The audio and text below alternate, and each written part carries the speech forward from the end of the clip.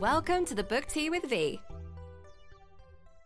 Welcome back to this week's episode of the Book Tea with Vee, and it's been a couple of weeks now that I've been back from holiday, but I still find myself trying to get back into a routine.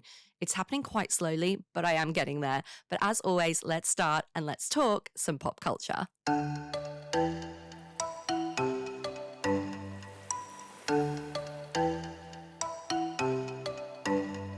So pretty much my world and everyone else's is revolving around Sabrina Carpenter and her new album, Short and Sweet. I cannot get enough of it. I just feel like, she's not an overnight success because she's been in the industry for over 10 years, but it just feels like her popularity has just skyrocketed over the last 12 months.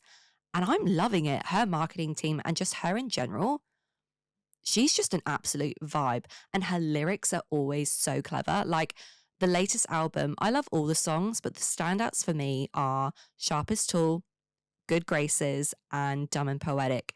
They are just, I'm obsessed with them. Let me know what your favorite song on the album is. Now, I don't know about anyone else, but when it hits September, for me, it feels like the final stretch to Christmas. This next couple of months go so quickly. You can practically hear Bublé and Mariah defrosting.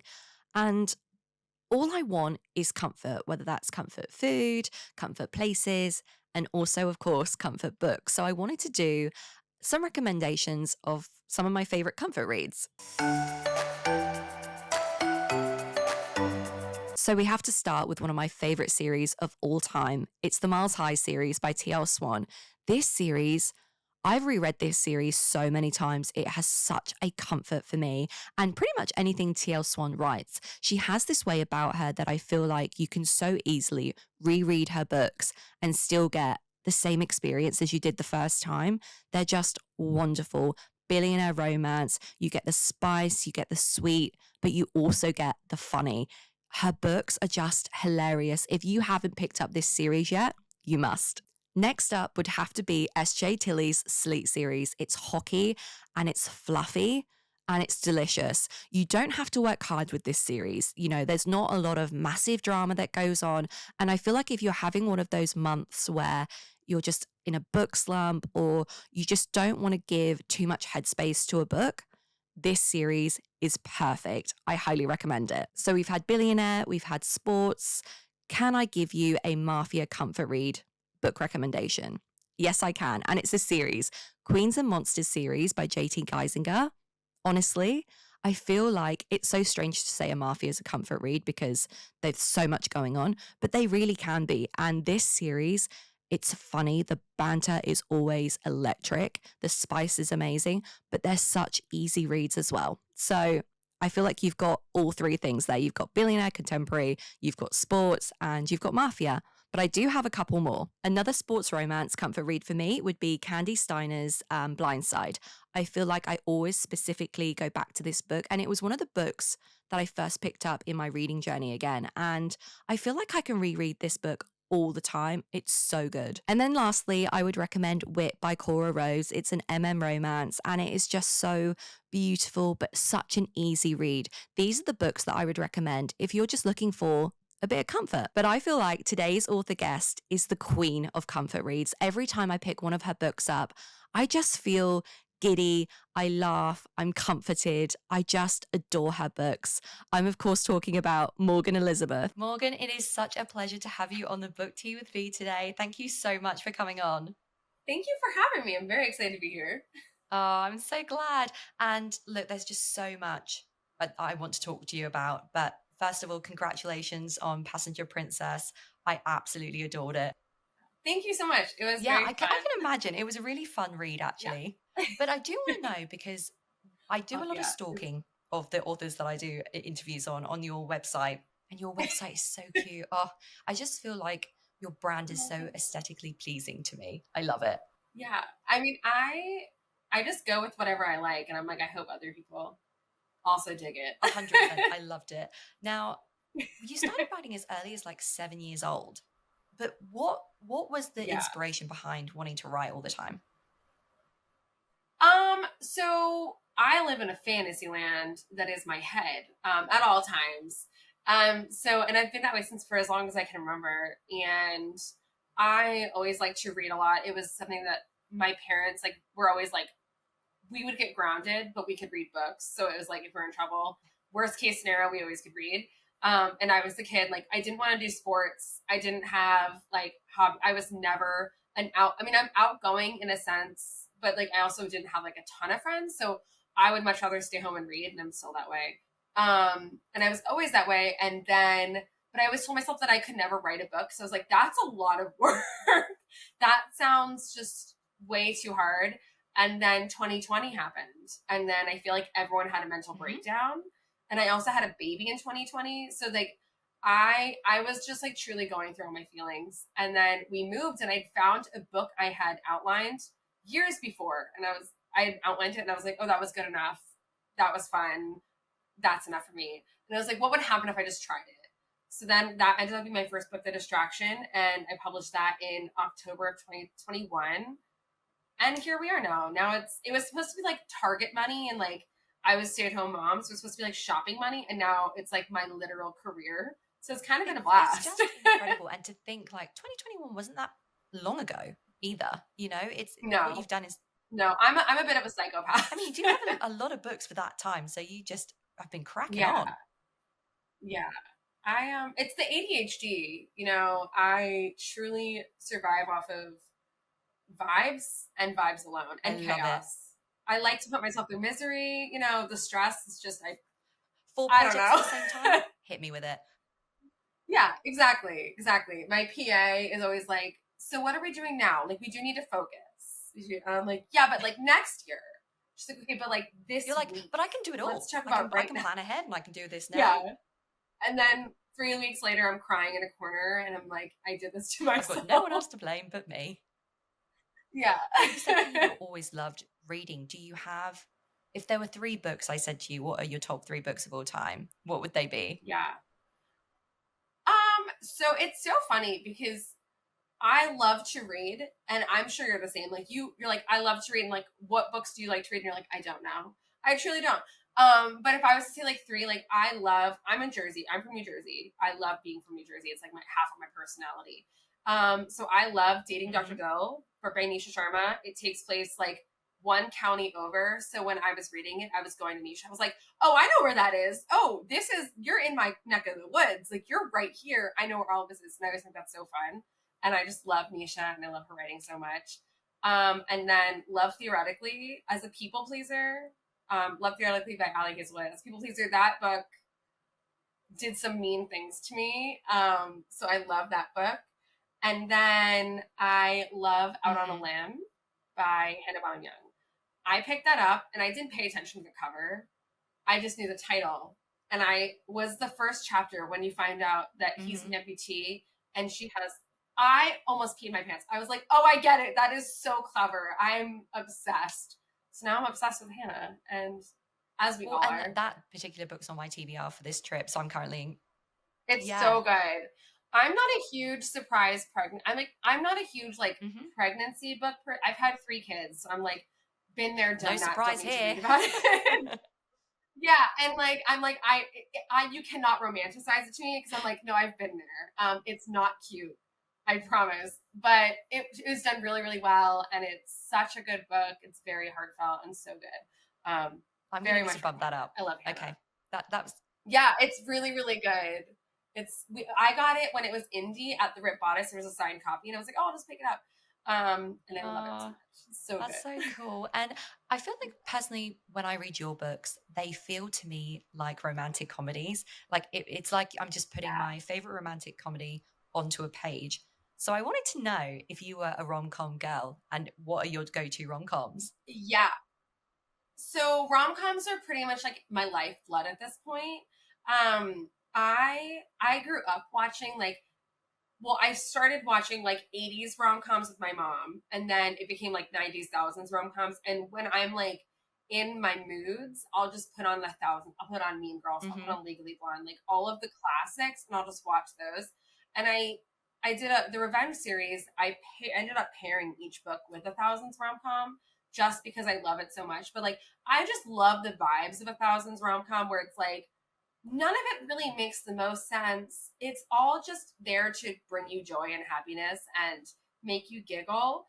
but make it like 2024 where it's not like bulimia jokes and like weird. Because I watched Miss Congeniality over when I was writing Passenger Princess. I was like, oh, I love this movie. And then I was like, oh wait, I actually don't know if I like this movie. I forgot that like the whole trope is she's frumpy and then he only notices her when she gets pretty. And I was like, I hate that show. But that's so thousands. So yeah, I love a good rom-com. I love when people are like, oh, this is like perfect rom-com vibes. That's always the goal. And that's not it, because you're also a Swiftie. And oh yeah, that's my other personality. Honestly, we share the same personality. I am obsessed. So when I found that out, I was like, right, not only do I need to know favorite song, but I'm going to assume and ask, is it what you listen to a lot when you're writing? Yeah, so that's all I listen to. It's actually like a sickness at this point where it's all I listen to. My kids listen to it. My husband's like, so I have a 5th grade boy, he's 10, an 8-year-old boy, and then my daughter's 4. My husband's like, so soon the boys are going to start going to middle school and they're going to be like Taylor Swift and they are going to get made fun of. I'm like, they'll live. Like, it'll be fine. Taylor Swift will get them through that too. But yeah, it's like, it'll be fine. If anything, at some point, like, it'll help them get girls. It'll be fine. But yeah, I listen to so much Taylor Swift. It's pretty much, it's all I listen. I listen to, like, I've dabbled, like, Sabrina Carpenter. I love Noah Kahan. I did a whole book, like, inspired by Noah Kahan. But yeah, it's mostly Taylor Swift. No, and I love it. And it just comes back to that contemporary romance feel. Like, she is all about that. And I know that mainly you've done contemporary romance, but you've also written mafia romance. And I just think there's just so much. Like, how did you find the process of writing mafia compared to just contemporary? So it was fun. I call it light mafia. So I have a 2-book series, and it's like kind of intertwined in my little Morgan verse. And again, I'm from New Jersey. I was raised in an Italian American family, like very Italian, very like Long Island. And I grew up watching The Sopranos. And it's like a comfort show for me, which is a very strange comfort show. I do know that. But when we can't think of anything to watch, that's what we'll watch. We'll put The Sopranos on and just let it play. And I will die on the hill that James Gandolfini was definitely a hottie when he was younger. Like, you cannot convince me otherwise. So that's kind of how that went. I was just like, I feel like if I'm going to be that author that writes books about New Jersey, I do eventually need a New Jersey mob book. But it was a blast. It was fun to be able to like be a little darker. It's not like anything crazy, different. But it was fun to step out and just do something different. I think I did scratch the itch. So I'm like, every once in a while, I'm like, oh, what about this person from that series? And I'm like, maybe one day when I get, the sads again or something. And obviously, you've got contemporary, we've got mafia, is Christmas. But is there a genre or trope that you're dying to do that you haven't done yet? I don't think there is, because I have really bad ADHD. So if I want to do something, I will shelve literally everything and be like, nope, this is what we're doing today. So I think I've done it. I think I've done most everything. I haven't done like a real true enemies to lovers, but I feel like in rom-com, that usually ends up being a bully romance, which isn't my favorite. I like simpy guys who are obsessed with her from day one. So it's hard to write an enemies to lovers and like it be a true enemies to lovers and have him like wholly physically obsessed with her. Yeah, other than that, like, I don't think, again, I'm not going to be writing a surprise pregnancy book. No. It's not for me. Love triangle. You won't find it here. I'm happy about that one. Because again, I want him obsessed. Yeah, if it's not about them, I just struggle. I struggle to connect. I was talking to Kat Singleton a few weeks ago, and she's like, my books, they are never not together, my books. I was like, that's such a good point. That's such a way to, like, really hone in, like, I just want these two I just want it to work. Like, you just know. And I guess as an author, readers have faith that it'll all work out, that no matter what happens, these two are destined. You're not going to go through, a roller coaster at the end and it doesn't work out. Yeah. Every once in a while I'll get a comment that's like, does it have an HEA? And like, so I fear this is romance. That's all we do here. Fear not. That's it. Yeah. All you're going to get a epilogue. Do you have a favorite book that you've written or character that you've written? So It's funny because I always, almost every time I get this question, it's usually whatever I wrote most recently because that's what I remember. But I genuinely do love Passenger. It was so fun to write. It was exactly what I needed to write at that time. And I just think that Ava is so funny to me. I keep saying, like, I have a 4-year-old daughter. She's very sassy. She never gets told no. She's the baby in the family. She's the only girl in the entire family.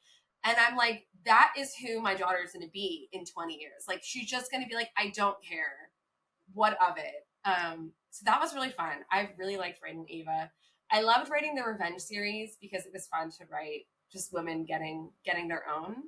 But yeah, I think Passenger Princess was definitely the most fun. I think Passenger Princess is my favorite too. Now, like yeah, it's so just fun. And I love that it was just a homage to girls too. It really was. Ava was just someone that was all about her girls, was all about being a girl's girl. Yeah.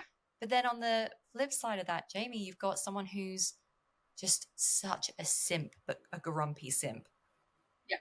The perfect combination. He was like, I love you and I will let you know when it's time, but I will also, I'm just not going to deal with you because you are kind of frustrating and you're a little much sometimes, but I'm never going to tell you that.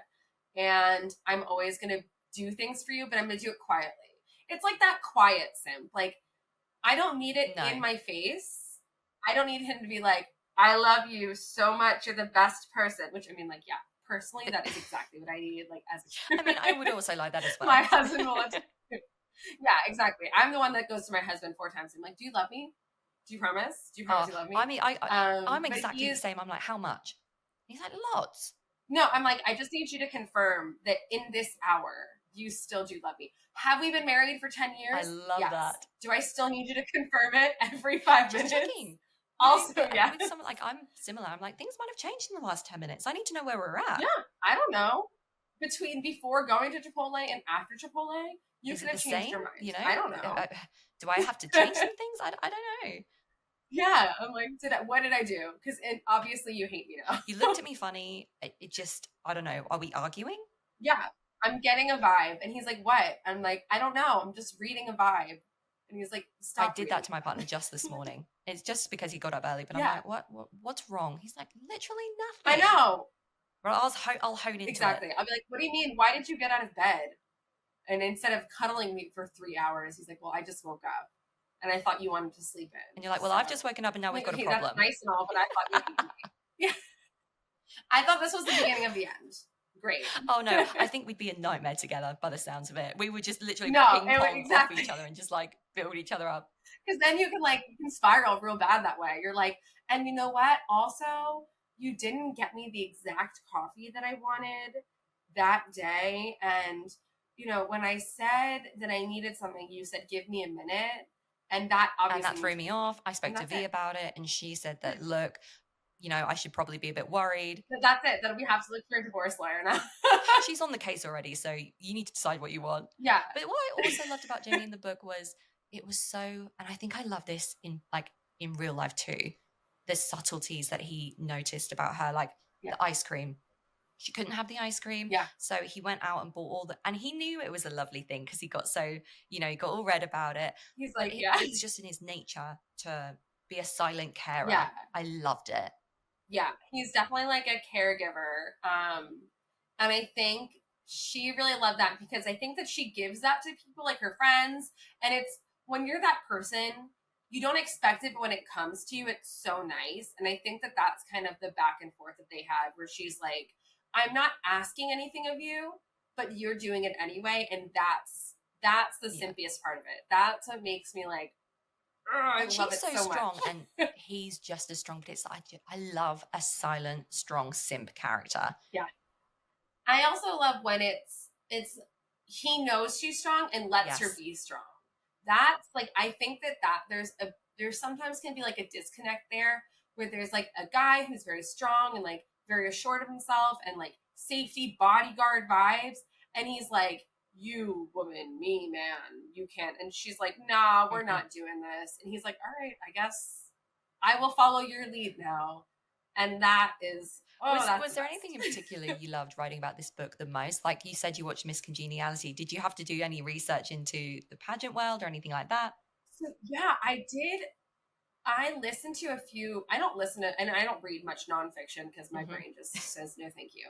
But I did listen to a couple books on like the history of pageants, and the amount of drama there is in the pageant world is I can imagine. crazy in like the best way.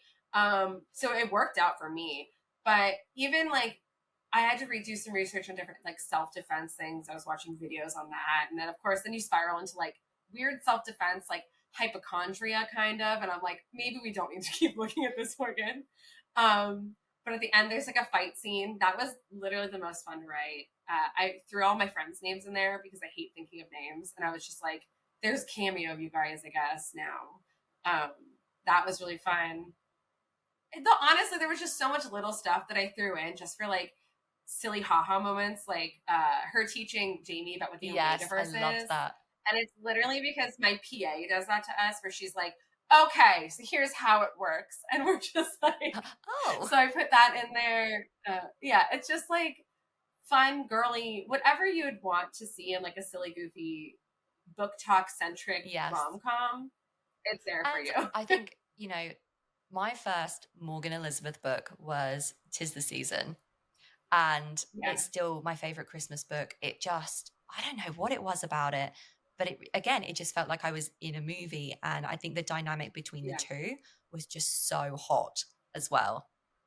I just love them. That's how most people know Yeah. me for. And it's just like, there's something about that couple that is just, it's the way they play off each other. And it's like, they understand each other's strengths and weaknesses without having to say it Yes. out loud.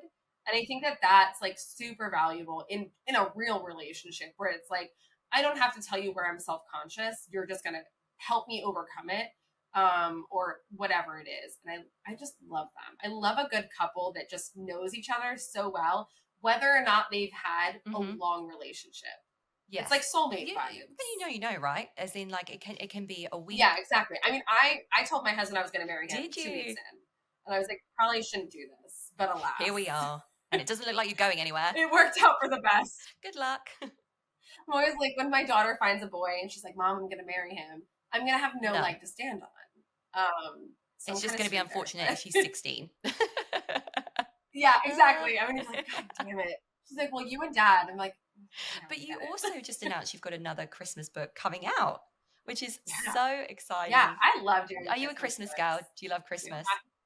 I am. So I was supposed to be born on Oh, Christmas. I was a week early, so I'm December 17th baby. But I think that like something happens when you're a Christmas-ish baby, and it's just in your veins because you don't have any other option. And I love Christmas so much, and I have forever. So I wrote "'Tis the Season," and then Christmas came again. I said I'm going to do it again. I wrote Big Nick, and then this year I'm writing "If This Was a Movie," which is Ava's friend yes. Jules. And it's so fun. I'm obsessed with it. It's instead of her being a Mhm. romance book girl, she's a rom Oh, com I movie girl. love. So we get like the same Yeah. vibes but different.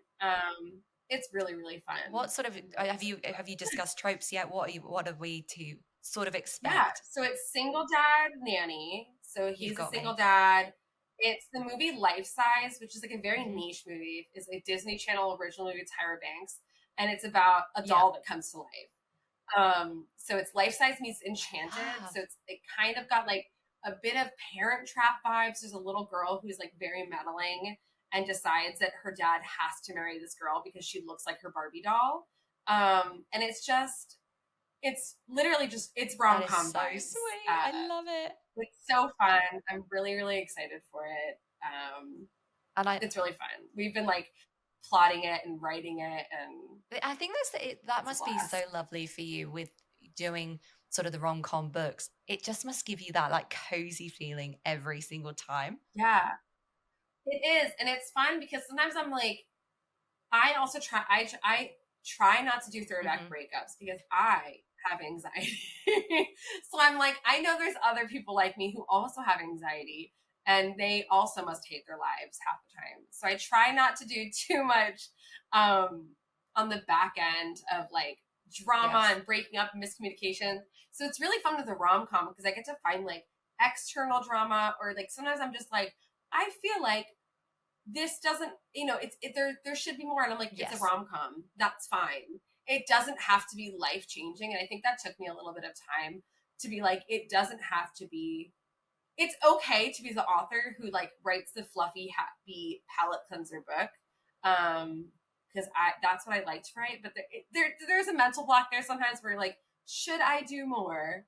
But I love it. So it's really fun, especially when you add Christmas in it, because it can just literally be a Hallmark movie. 100%. And I think you're so right in, I pretty much read all genres in romance, but it is so nice to take that break and just, it's almost like you're getting cuddled through the book. I'm safe here. It's light. It's funny. It's, you're just gonna have a good time. There's I'm gonna think too crazy. Yeah, I'm not gonna be crying, which is also a good thing because, we do that enough in life. No, literally, it's a dumpster fire out there. Just need something light. But when you're not writing, is there like a hobby you have or something that you love to do to sort of break away from that writing cycle? So like, I wish I could say yes. I do garden in the summer, but like that's mostly a hyperfixation that by now it's worn off. I'm long past it. The veggie patch is just dying in the corner.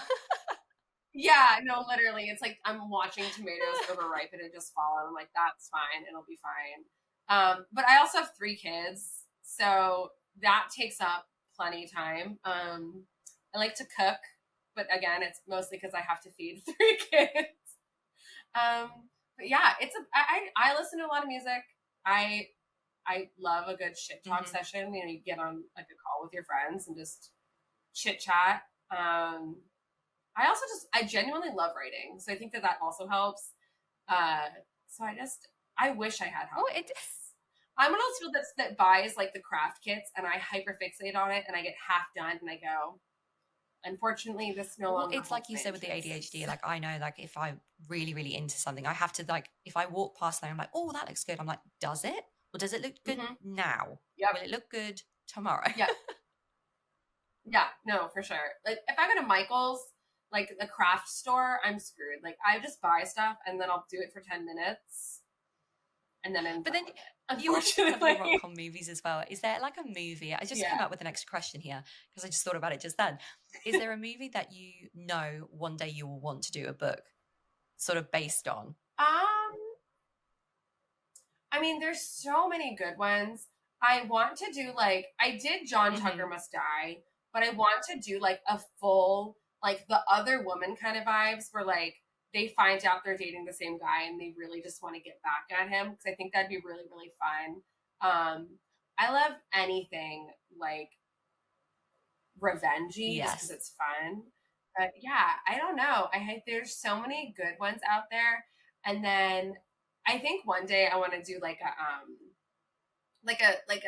spooky fall one, but I don't know like how I'd fit that in. So we're just playing. Like golden retriever, black cat girl. Yeah, I could see it. Yeah, Julie Olivia is doing a '90s inspired Autumn Gilmore Girls book. It's coming out next month, and I'm so excited for it. It's called If It Makes You Happy, and I'm like, it's supposed to be like black cat, golden retriever, and I'm like, oh, give it to me right now, Julie. I need it.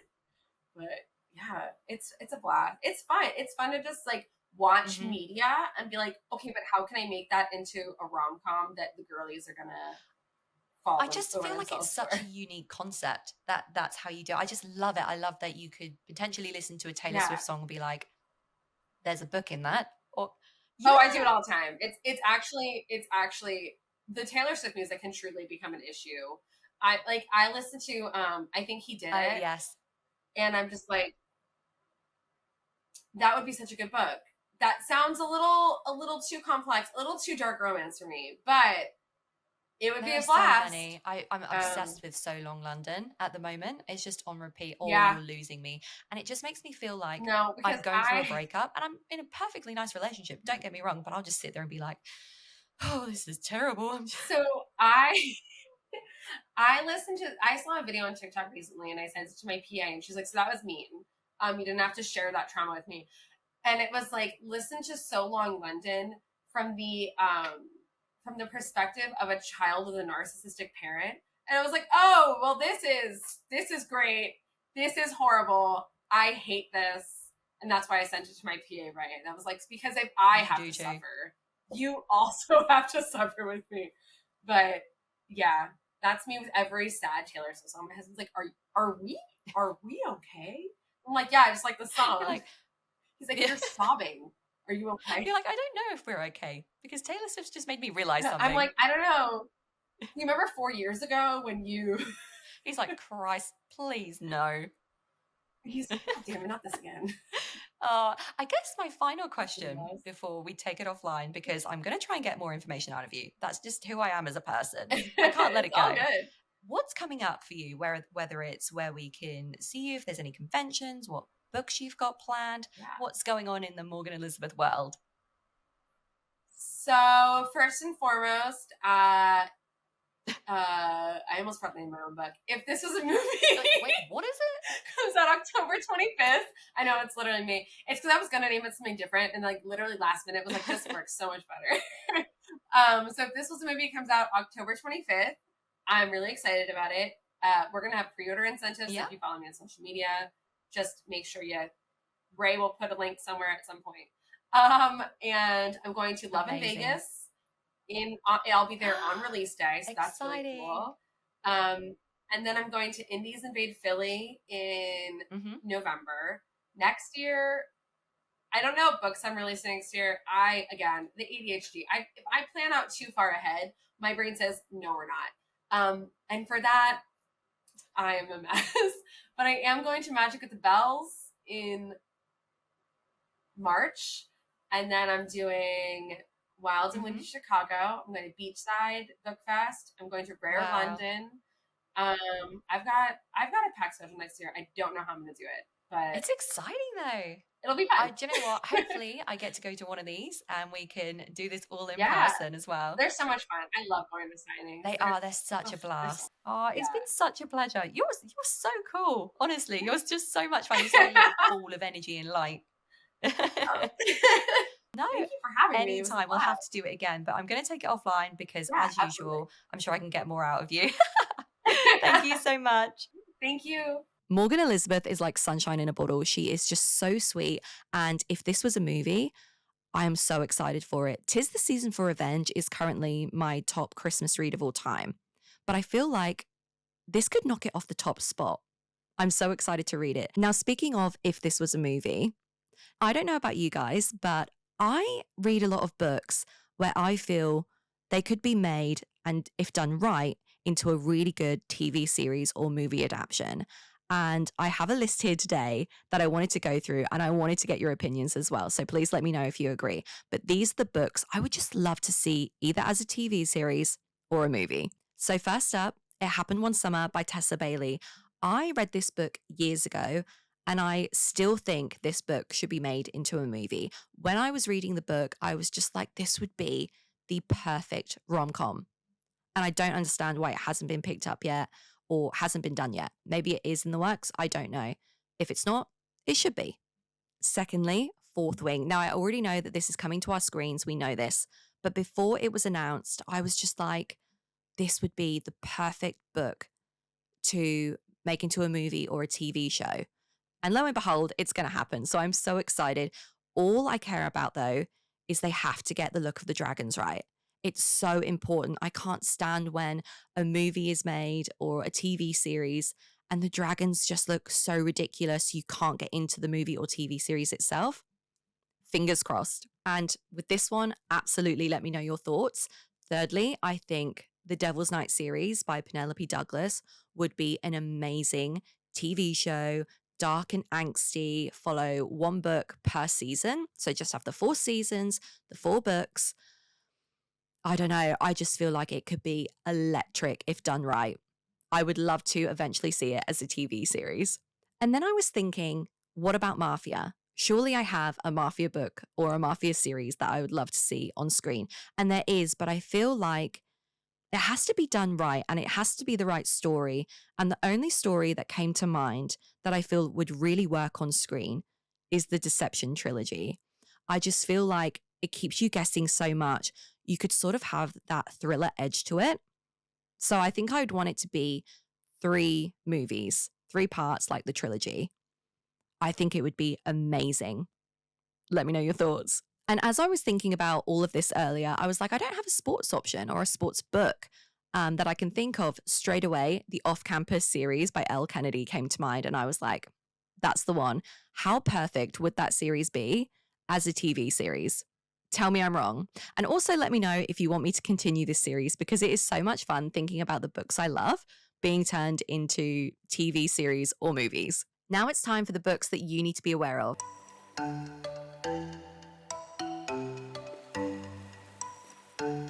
So coming out on the 26th of September, we have 2 books. Now, the first one is Beg For Me by J.T Geissinger and Billionaire Romance. J.T Geissinger is one of my favorite authors. She's an instant buy author for me. I just know this is going to be amazing. And then the second book that we have out on the 26th is Play the Game. It's a marriage of convenience hockey romance, and it's the first in a new series by S.J. Silvis. I am so excited because I feel like I haven't read hockey in such a long time. I feel like I've had a decent break. Now I'm ready to get back into it. But that's the end of the podcast today. Thank you so much for tuning in, whether you're watching or listening. And as always, please get in touch. You can find me at VReads on Instagram, TikTok, YouTube. Send me your questions. I'd love to hear from you. That's the tea this week.